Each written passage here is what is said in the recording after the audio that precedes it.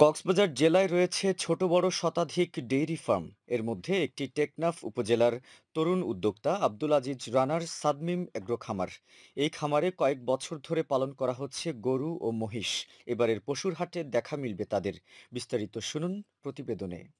কক্সবাজার জেলার ছোট বড় শতাধিক ডেইরি ফার্মের মধ্যে একটি টেকনাফ উপজেলার সাদমিম এগ্রো খামার।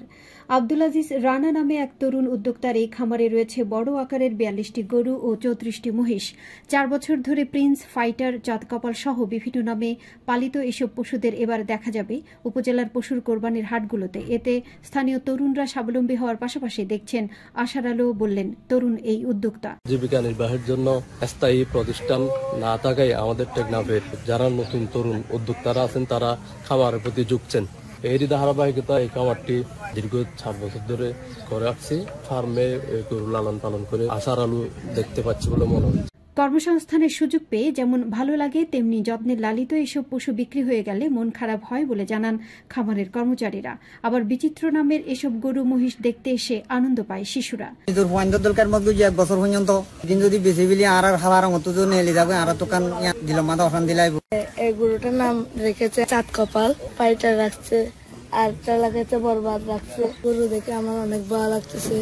খামারিদের প্রশিক্ষণ সহ সব রকমের সহযোগিতা প্রদান করা হয় জানিয়ে জেলা প্রাণী সম্পদ কর্মকর্তা ডাক্তার এম খালিকুজ্জামান জানান, পশুর বর্জ্য যথাযথভাবে ব্যবহারের মাধ্যমে বায়োগ্যাস প্ল্যান্ট তৈরির পরামর্শ দেওয়া হয় খামারিদের।